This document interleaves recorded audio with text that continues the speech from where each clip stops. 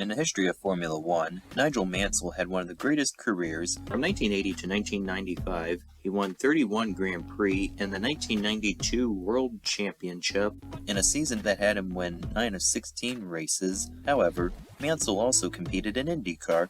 This was not particularly unique, as world champions like Jim Clark and Graham Hill also did so, which included winning the Indianapolis 500. However, what made Mansell unique was that he competed in IndyCar full-time in 1993 as the sitting world champion, driving for the dominant Newman-Haas racing team. He would have a great start to his IndyCar career, as he won in his debut at Surfers Paradise after qualifying on the pole position and leading for 32 of 65 laps. This would be quite the contrast with the second race of the season, Phoenix, where Mansell suffered a violent crash in practice, causing him to injure his back and miss the race. This would mean that Mansell's oval debut would come at the Indianapolis 500. He would return to form at Long Beach, the race between Phoenix and Indianapolis. There, he qualified on the pole position, but dropped from first to third due to a slow pit stop with 31 laps remaining. At Indianapolis, Mansell solidly qualified for the race in 8th place at an average speed of 220.255 miles per hour. This would be the 13th fastest speed in the field. For the first 70 laps, Mansell would run steadily in the top 10. He would get the lead for the first time on lap 70 and began to build up a big lead, even with having to deal with back markers. However, Mansell went to make a pit stop, but he overshot his stall and had to be wheeled back to it. The fact that this happened while the race was under caution meant that Mansell did not lose as much ground. After 100 laps, the halfway point, Mansell was in 3rd place, behind teammate Mario Andretti and Al Unser Sr. Afterwards, he would have to battle for 3rd with Arie Luyendyk.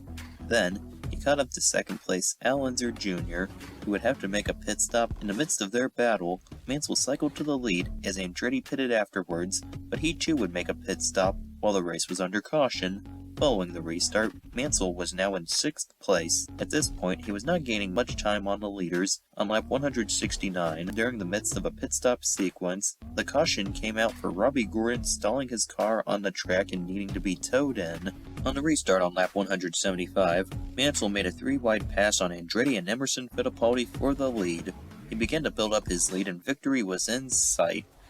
Then, with 17 laps to go, Lyn St. James stalled in turn 4 and the caution was out again. It would be a short one and the race was restarted on lap 185. As Mansell led the field back to the timing line, Fittipaldi passed him on the outside. By the time Mansell entered turn 1, Luyendyk got past him for 2nd. The handling of Mansell's car began to decline. Meanwhile, Fittipaldi and Luyendyk increased their gap. Suddenly, with 7 laps to go, Mansell brushed the wall, exiting turn 2. The damage was relatively minor, but there was the possibility that Mansell's suspension was out of alignment. The caution would come out, giving Mansell one last chance to get the lead and the win. However, following the lap 195 restart, he did not put up much of a challenge. Ultimately, Mansell finished in 3rd place. In all, he led for 34 laps. Additionally, Mansell was the first rookie to complete all 500 miles since Donnie Allison in 1970.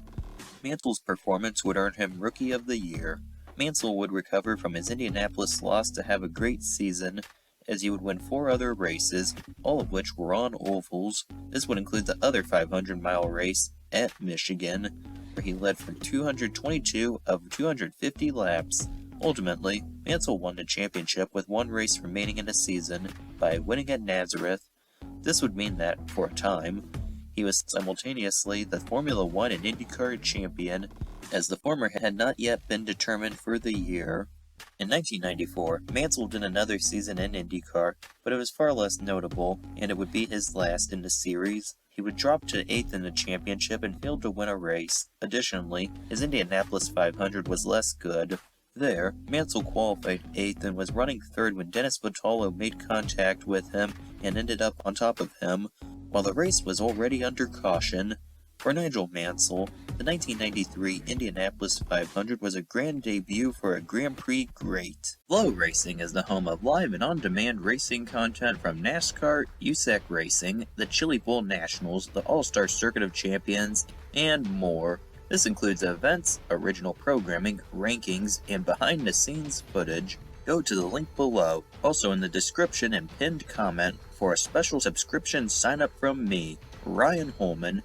Monthly subscription rates start at $12.50 per month. Now we're off to the races.